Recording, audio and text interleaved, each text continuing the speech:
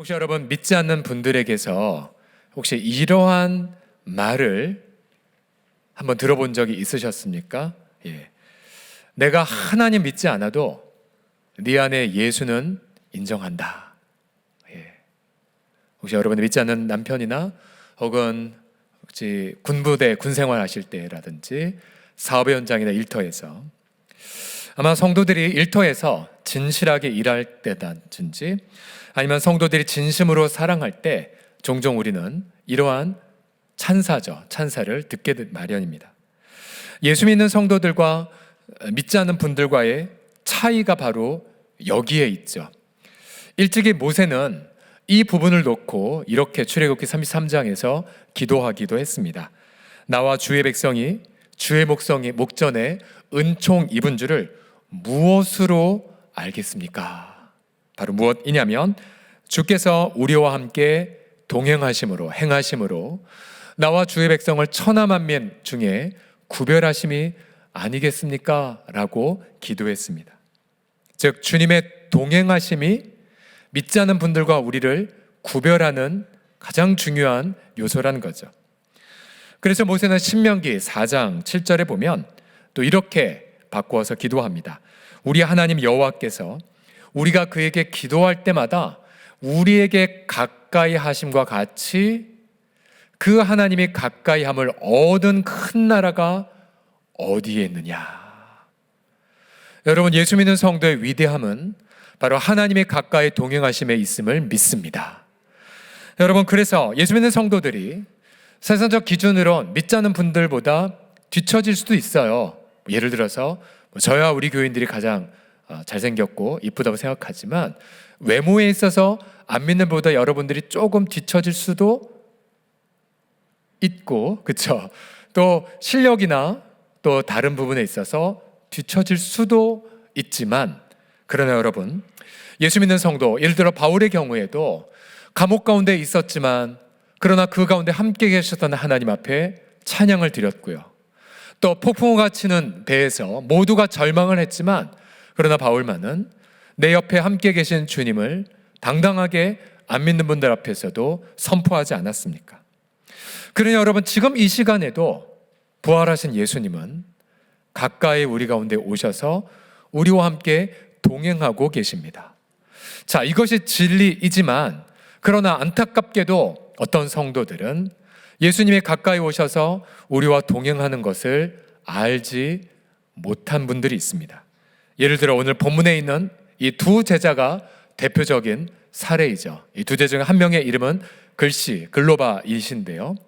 자, 15절 16절에 보시면 이들이 예루살렘에서 엠마오라고 하는 곳까지 걸어가고 있을 때 부활하신 예수님이 보십시오, 그들에게 가까이 이르러 그들과 동행을 하고 계셨습니다. 안타깝게도 그들의 눈이 가리워져서 그인 줄 알아보지 못했습니다. 자, 이 장면을 묘사한 여러 그림 중에 하나의 재미있는 그림을 제가 발견했는데요. 중세의 한 화가가 그린 엠마오 가는 길인데, 자, 여러분 퀴즈입니다. 저 세 양반 중에서 누구를 예수님으로 표현했을까요? 여기 여러분 관점에서 봤을 때 제일 오른쪽에 모자 쓰고 창 들고 분 1번, 그 다음에 2번 수염 길고 이렇게 자주색 흉포를 입은 분 2번, 그 다음에 분홍색 핑크로 이렇게 멋을 부린 머리 긴 분 3번, 1, 2, 3번. 제가 동시에 할 때 1, 2, 3번을 표시해 봅시다. 하나, 둘, 셋. 그렇죠. 여러분 걸려드셨습니다. 아니에요. 저도 아무리 봐도 가까이 봐도 누가 예수님으로 표현했지 모르겠어요. 근데 이게 화가의 의도예요. 누군지 모르게 표현한 거. 설명을 보고 나서 알았어요. 저 모자 쓰고 창을 쓰신 분이 예수님이라고 표현했대, 화가가. 전혀 우회죠. 자, 마찬가지로 이 제자들은 자, 저기선 우리가 저분이라고 생각이 들겠지만 그러나 방금 부활하신 예수님이 가까이 동행하시지만 여러분, 제자들의 마음 상태가 어떤 줄 아십니까? 17절에 보시면 두 사람이 슬픈 빛을 띠고 머물러 서 있다라고 묘사합니다. 왜요? 그들이 예수님을 따랐지만 정말 말이나 어떤 행함에 능한 위대한 분이었지만 그리고 로마의 압제에서 자기 나라를 구원할 분으로 발했지만 안타깝게도 바로 사형 판결을 받고 십자가에서 돌아가셨다라고 슬퍼하고 있습니다. 이들은 예수님이 실패했다라고 단정했습니다. 그리고 그동안 따랐던 생활이 허망해 보였고요. 더군다나 그날 아침에 몇몇 여인들이 무덤에 갔는데 무덤은 비어 있었고 천사들이 나타나 예수님은 여기 계시지 않고 살아나셨다, 죽은 자 가운데 계시지 않고 살아나셨다는 말을 했다는 걸 들었거든요. 그러나 이 두 제자는 허탄하게 그 말을 믿지 않았습니다. 부활을 믿지 않았고 예수님은 실패했다라고 단정했죠. 여러분, 예수님은 지금 부활해서 옆에 동행하고 계신데 제자들은 여전히 예수님이 가까이 동행하심을 깨닫지 못하고 있었습니다. 슬픔, 실패감, 그리고 절망 속에 붙들린 채요. 어쩌면 이 두 사람의 모습은 이 시대 많은 그리스도인들의 자화상일런지 모릅니다. 우리도 분명 예수님이 우리 가까이 오셔서 동행하고 계신데, 분명히 주님이 성경에 수백 번 강조하시기를 내가 너희를 버리지 않아, 나는 임마누엘 너희와 함께하는 하나님이야, 내가 너희 신음소리를 듣고 있고 그리고 꺼져가는 심지에 끄지 않아. 아무리 그렇게 말씀을 하셨지만 우리는 어쩐지 홀로 있고 외롭고 고통 속에, 여러분 그렇게 혹시 산 채 이 자리에 슬픈 채로 오지 않으셨습니까? 주님이 지금도 가까이 동행하시는데 왜 우리가 그를 몰라볼까요? 그럼 반대로 어떻게 예수님이 가까이 동행하고 계시다 이 진리를 날마다 아침부터 저녁까지 또 교회에서 뿐만 아니라 사업장이나 가정에서 또 일터에서 체험할 수가 있을까요? 오늘 첫 번째 질문의 답은 본문에서 이렇게 얻을 수 있습니다. 어떻게 예수님이 가까이 동행하는 삶을 누릴 수가 있습니까? 첫 번째로 함께 따라해 주십시오. 성경을 그리스도 중심으로 읽어라. 시작. 성경을 그리스도 중심으로 읽어라. 예수님은 자신을 알아보지 못하는 제자들의 마음 상태를 이렇게 진단하십니다. 25절 보십시오. 미련하고 선지자들이 말한 모든 것을 마음에 더디 믿는 자들이요. 그들이 왜 주님의 동행을 몰라봤냐면 미련했고 더디 믿었기 때문이었습니다. 여기서 말한 미련하다라는 것은 바로 저기 해석되어 있죠. 선지자들이 말한 모든 것을 마음에 더디 믿는 상태.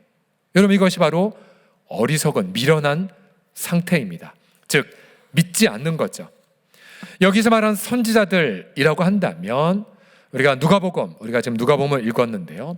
누가복음을 보면은 예레미야 선지자도 나오고 이사야도 나오고 또 모세나 다윗 등도 인용이 됩니다.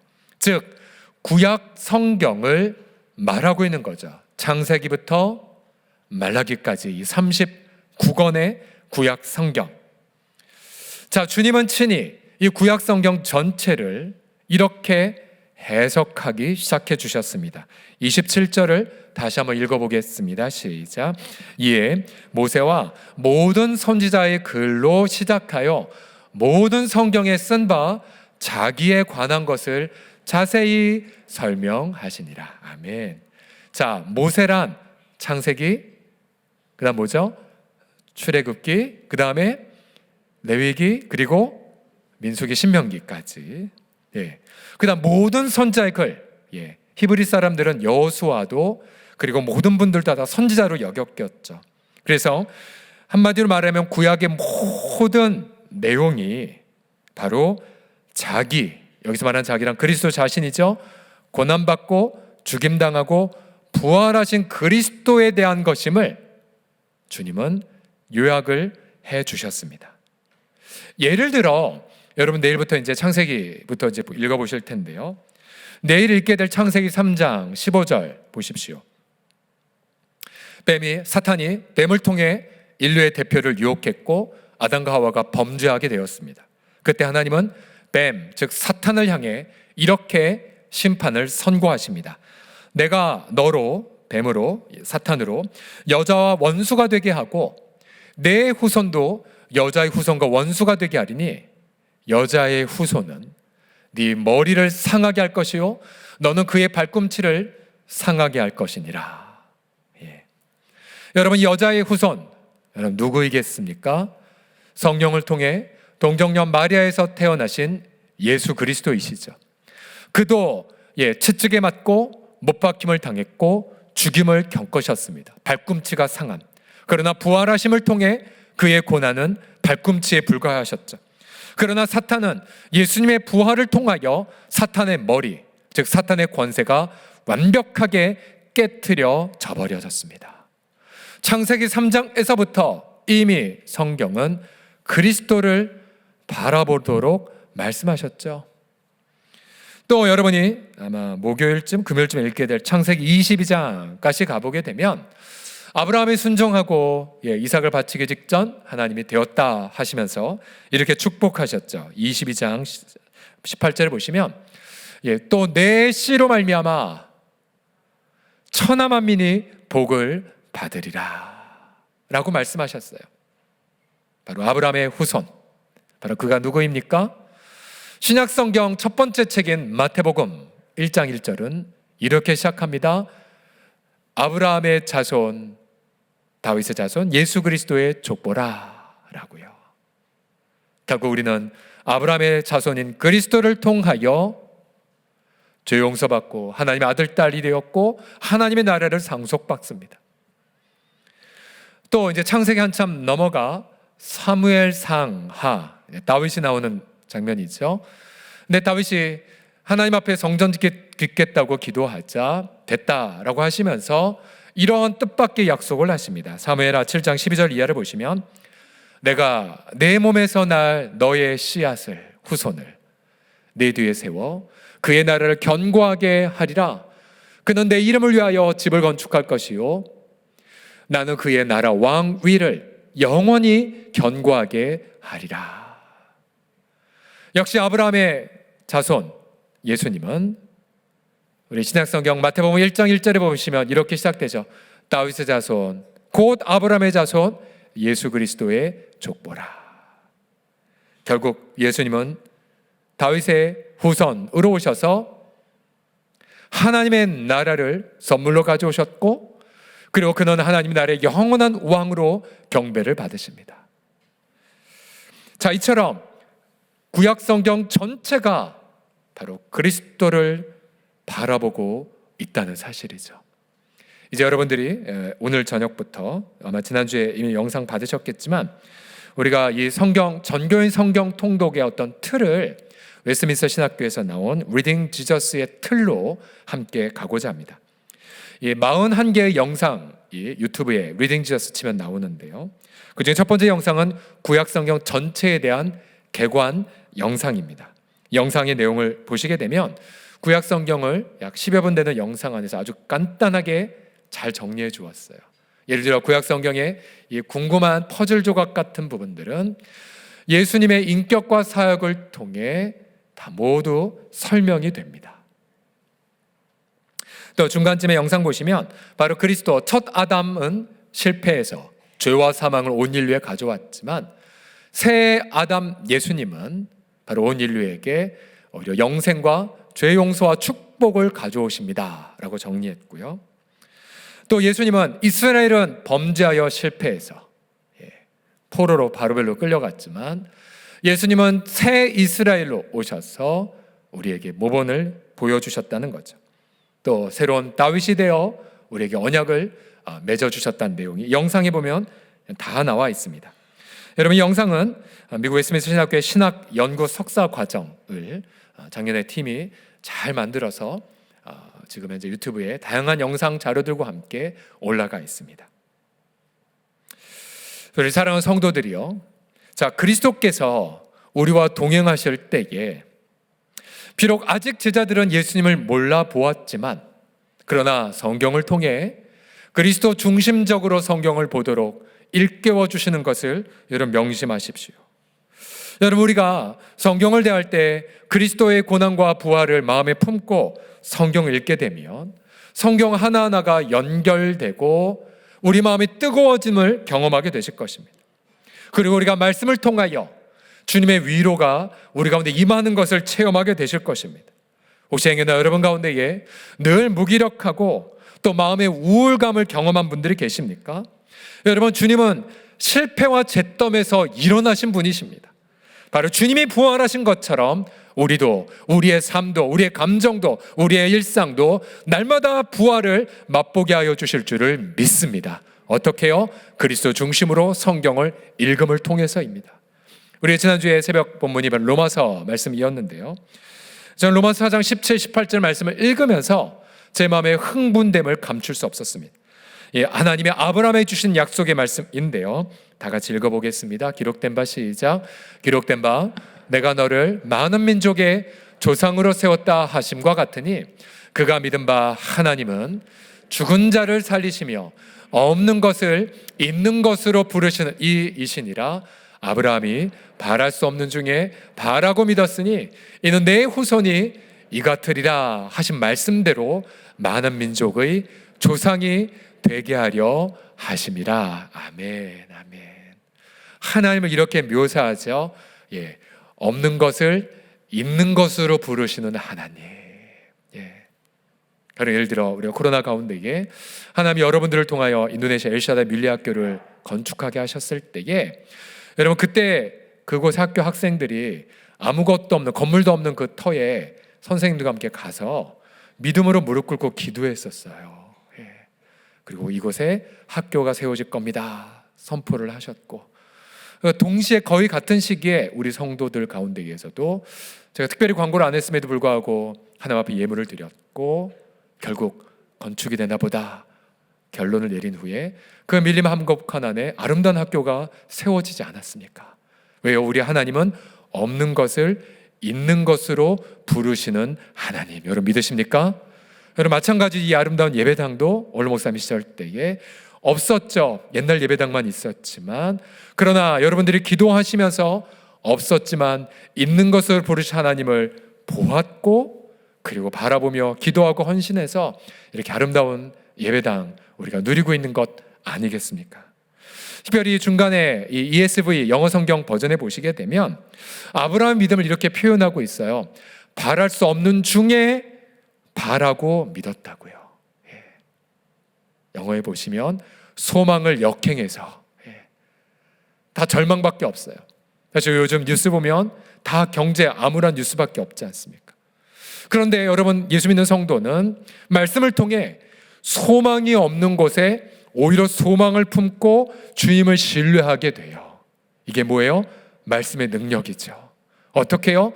그리스도를 마음에 품고 성경을 읽을 때에 우리는 성경을 깨달음을 통하여 소망을 얻게 되고 비전을 받게 되고 위로를 누리고 기쁨을 나누게 하십니다. 그것을 통해 우리는 깨닫죠. 주님이 지금 나와 함께 계시는구나. 그러니 여러분, 만약 성경을 덮은 채 우리는 덮어놓고 믿지 못해요. 성경을 열어서 말씀을 읽지 않는다면 어떻게 주님의 동행을 체감할 수 있겠습니까? 주님은 옆에서 동행하심에도 불구하고 우리가 말씀 읽지 않는 게으름을 통해, 어리석음을 통해 우리는 옆에 계신 분 놔두고 주님 어디 계세요? 주님이 내 손 붙잡고 인도하심에도 불구하고 하나님 나 어디로 가요? 주님이 응답 주셨음에도 불구하고 하나님 왜 대답 없으세요? 언제까지 그렇게 어리석게 신앙생활 하시겠습니까? 날마다 그리스도를 중심으로 모시면서 성경 읽음을 통해 주님의 동행하심을 날마다 체감하시는 저와 여러분 다 되시기를 간절히 축복합니다. 옆 사람 보면 이렇게 축복하겠습니다. 성경을 그리스도 중심으로 읽겠습니다 라고 시작. 성경을 그리스도 중심으로 읽겠습니다. 아멘. 자, 두 번째로는, 그래서 여러분 성경 읽기는 그 자체가 예배가 됩니다. 예배가 돼요. 두 번째 같이 따라해 주십시오. 성경으로 그리스도를 높이라. 시작. 성경으로 그리스도를 높이라. 앞서 제자들은 예수님의 고난받으심이 실패라고 생각했다고 말씀드렸죠. 당시 제사장들이 예수님을 고소했고 사형 판결을 하게 했습니다. 제자들은 이것을 하나의 비극으로 판단했어요. 그리고 제자의 삶 헛되구나 여겨 낙향을 하고 있는 것이었죠. 그러나 예수님은 제자들에게 26절을 통해 그리스도의 고난은 필연이라고 강조하십니다. 26절을 같이 읽겠습니다. 시작. 그리스도가 이런 고난을 받고 자기 영광에 들어가야 할 것 아니냐. 여기서 해야만 한다, 할 것이 해야만 한다라는 이 히라바 단어는 네이인데요, 바로 신적 당위성을 뜻할 때 쓰는 단어입니다.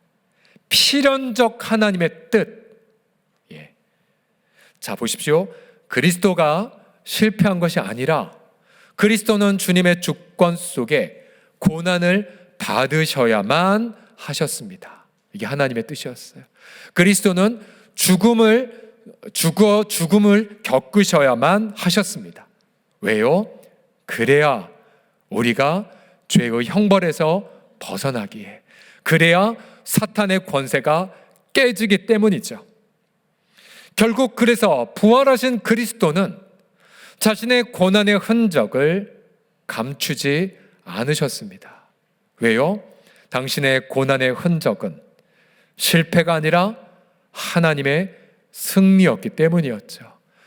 예수님의 고난은 비극이 아니라 하나님의 사랑의 절정이었거든요. 예수님의 그 모든 아픔의 순환들은 바로 우리 온 인류를 구속하시는 하나님의 지혜의 그 기가 막힌 현시였거든요. 누가복음 24장 39절 이하를 보시면, 그래서 여러분, 예수님이 제자들 앞에 자기의 고통의 흔적을 보여주고 계십니다. 내 손과 발을 보라. 나인 줄 알라. 또 나를 만져보라. 영은 살과 뼈가 없으되 너희 보는 바와 같이 나는 있느니라.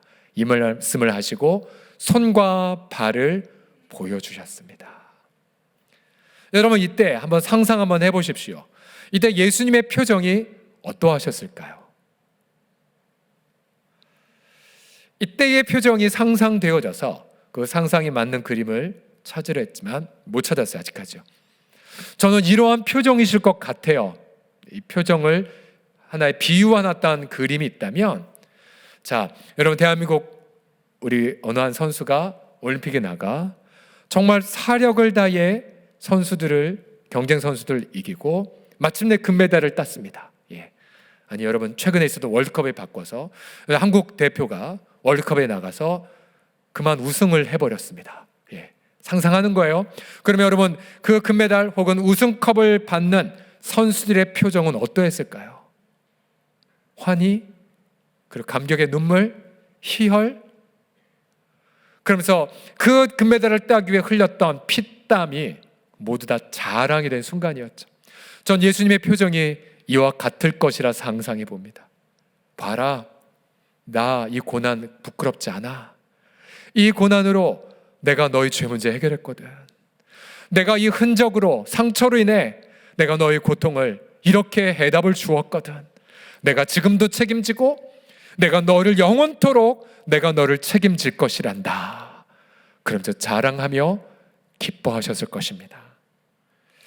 오늘 본문을 표현한 많은 그림 중에서 비교적 최근에 나온 그림인 미나 롤러라는 분이 그린 엠마오 가는 길 그림이 있습니다. 엠마오 도상에 가는 그리스도의 모습이 있는데요, 이 그림이 참 특이한 것은 부활하신 그리스도께서 제자들의 어깨 위에 손을 터치하시면서 격려하시는 것 같고요, 또 독려하시는 것 같고, 그러면서 이 길 나와 함께 가자꾸나 라고 말씀하시는 것 같아요.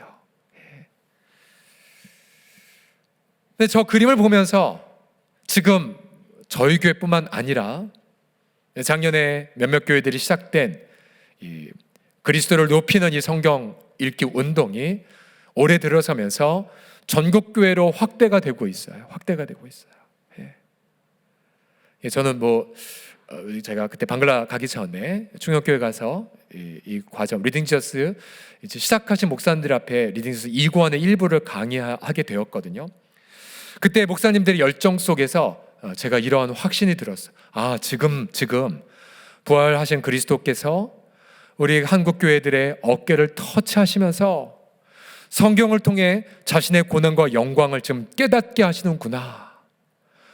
그러면서 그 속에서 회개가 터질 것이고, 그 속에서 이 제자들이 제자의 삶을 회복한 것처럼 영적 각성을 회복할 것이고, 그래서 여러분, 교회들마다 올 한 해 아름다운 영적 각성의 무브먼트가 일어나겠다는 확신을 받게 되었습니다. 여러분, 지금 주님이 성경을 통해 우리를 깨닫게 하여 주십니다. 우리 주님이 성경을 통해 그 옛날 제자들이 일깨우셨던 것처럼 우리들을 지금도 일깨우고 계십니다. 저는 기대합니다. 우리가 성경 읽을 때 회개가 터져 나올 것이고, 우리가 성경 읽을 때 삶의 변화가 일어날 것입니다. 성경을 읽을 때 세상 헛된 영광을 버리게 하실 것이고, 영원한 하나님의 나라를 사모하게 하여 주실 줄을 믿습니다. 그러기에 저는 작년에 이 과정을 검토해 보면서 이 고백 때문에 이건 반드시 해야겠다는 확신을 얻게 되었어요. 이 고백이 첫 번째 영상 끝부분에 나오는데요, 이렇게 나옵니다. 하나님을 영화롭게 하는 마음으로 성경을 읽는 것 그 자체가 우리의 뭐라고요? 예배입니다. 하나님을 영화롭게 하는 마음으로 성경을 읽는 것 그 자체가 우리의 예배입니다. 그런 우리가 성경을 펼 때 그리스도가 미소를 지으며 더 한 걸음 우리 가운데 다가오시고, 우리가 성경을 통해 그리스도의 고난이 저의 영광입니다라고 경험할 때 우리 하나님은 그 고백을 통해 한없는 영광을 받게 되실 것입니다.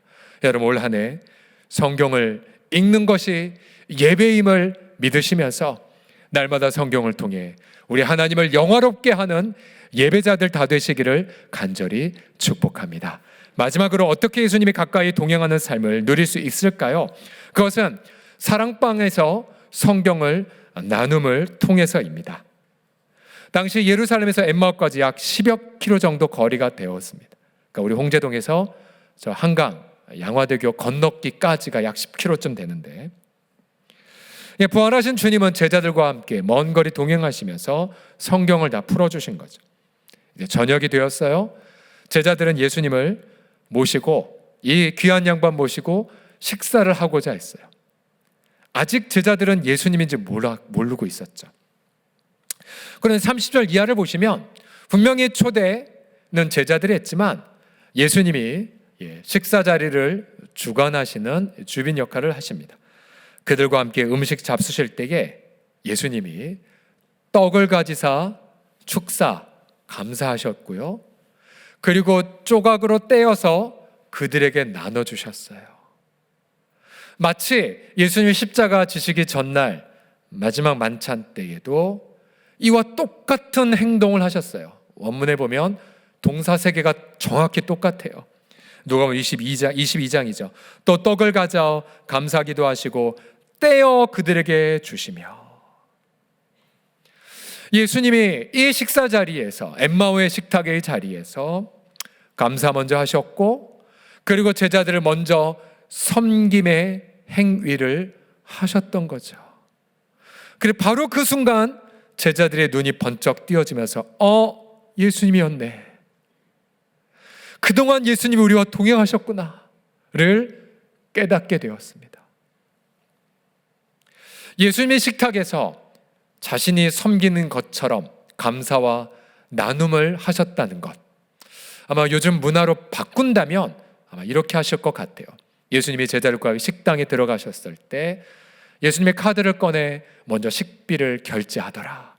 그리고 앉으셔서 수저와 숟가락을 세팅하셨더라. 그리고 따뜻한 물에 컵을 담아 제자들에게 먼저 베푸시고, 그 다음은 잘잘 끓는 전골을 보시면서 국자를 가져와 떼어서 제자들에게 나누어 주시더라. 이렇게 된 거죠. 자, 이러한 감사와 나눔의 식탁에서 드디어 제자들의 눈이 벗겨져 부활하신 주님을 알아보셨다는 것. 그렇다면 오늘 이 누가복음 24장의 전체를 묵상해 본다면 그리스도 중심적으로 성경을 대하고, 또한 주님을 높임으로 성경을 대하는 것이 어디에서 완성됩니까? 섬김의 식탁에서, 감사의 나눔에서 완성이 돼요. 우린 이런 엠마오의 식탁을 우리 공동체는 사랑방이라고 명명합니다. 사랑방이라고. 여러분, 사랑방은 바로 먼저 섬기기로 작정한 분들이 모여 감사하고 자신의 작은 것을 나누는 자리입니다. 마태복음 18장에서는 사랑방을 이렇게 간단하게 정의하십니다. 진실로 다시 너희에게 이르노니 너희 중에 두 사람이 땅에서 합심하여 무엇이든지 구하는 장소. 두 가지. 사랑방이 뭐 하는 곳이에요? 합심하는 장소예요. 마음을 오픈해서 터놓는 상태. 또한 무엇이든지 기도하는 것. 추상적이고 고상한 것뿐만 아니라 아주 구체적인 것도 함께 아뢰는 모임. 얼마나 좋아요, 이 사랑방 모임. 그러면 그때 부활하신 주님이 뭐라고 약속하셨습니까? 하늘에 계신 내 아버지께서 그들을 위하여 이루게 하시리라. 두세 사람이 예수님의 이름으로 모인 곳에는 예수님도 그들 중에 있느니라. 아멘, 아멘, 아멘. 제가 지난 3주간 바울 서신을 가지고 리딩 지어서 시범 기간을 했을 때에 여기저기 사랑방에서 이러한 기쁜 소식을 전해주셨어요. 가령 어느 사랑방에서 제게 보내주신 아마 고린도전서 12장부터 15장까지 읽었던 기간이었던 것 같은데요. 이렇게 사랑방에서 하루를 보냈다고 화면을 캡처해서 이렇게 보내주셨어요. 이제 오전 10시에 이 사랑방의 한 멤버가 이제 본문을 읽고 이렇게 올렸습니다. 완독 모든 일들을 할 때 사랑의 마음으로 하게 하소서. 그러다 잠시 후에 또 다른 지체가 완독 사랑이 없으면 소리나는 구리와 울리는 꽹과리가 되고 너희 모든 일을 사랑으로 행하라. 주님 제 마음 깊은 곳에 숨어있는 죄의 씨들을 성령의 불로 태우사 거룩하신 주님의 사랑으로 채워주소서. 모든 일에 먼저 사랑으로 행하며 살게 하옵소서 라고 기도까지 올렸어요. 그래서 잠시 후에 또 다른 지체가 고린도전서 15장 10절 말씀을 올리면서 이렇게 적용했어요. 내가 남는 것이 아니라 하나님의 은혜만이 남는 삶이 되기를 원합니다. 그리고 완독했습니다 라고 올렸어요. 이제 다시 5로 넘어가서 또 다른 지체가 이렇게 화답했어요. 15장 10절은 자신이 받은 말씀이라고 소개하면서 이렇게 적용했습니다. 내가 어떤 수고와 헌신이든 내 자랑과 내 능이 아니요 오직 주의 영광은 은혜임을 날마다 고백하는 입술이 되게 하소서. 아멘. 그리고 완독했습니다 올렸고요. 이제 하루가 마감되었을 때에 마지막으로 한 지체가 우리 모두 사랑방 안에서 각자의 은사대로 늘 귀하게 세워져 가며 열매 맺기를 기도합니다. 완독이라고 하루를 마무리했어요. 사랑방에서 여러분 이렇게 말씀을 나누게 될 때에 하루 온종일 주님과 동행하는 것을 경험하게 될 것입니다. 바로 주님의 위로가 우리 사랑방을 통해 임하게 될 것이죠. 주님의 지혜가 사랑방 교제를 통해 임하게 될 것입니다. 혹시나 묵상이 어렵다면 그냥 마음이 뜨거워지는 구절 하나 올려도 괜찮아요. 아니 아무것도 모르겠으면 읽었습니다 라고 표시해도 괜찮겠죠. 근데 그런 올렸던 구절들 하나하나가 서로에게 응답이 될 것이고요. 인생의 감사를 회복하게 만드실 것입니다. 우리에게 지혜와 능력이 될 것입니다. 세상 유혹에서 벗어나 다시 내가 돌아갈 나의 예루살렘으로 돌아가게 만들게 하실 것입니다. 여러분 기억하십시오. 지금 이 시간에도 부활하신 그리스도께서 우리 어깨를 토닥이며 함께 동행하고 계십니다. 올해 이러한 성경의 읽기를 통하여 저희 가장 첫 번째에 나누었던 이 질문, 여러분의 믿지 않는 가족과 이웃이 여러분의 삶을 바라보며 이 찬사로 고백하는 그날을 고대합시다. 내가 아직 주님은 모르지만 당신 안에 있는 예수님은 인정하겠습니다.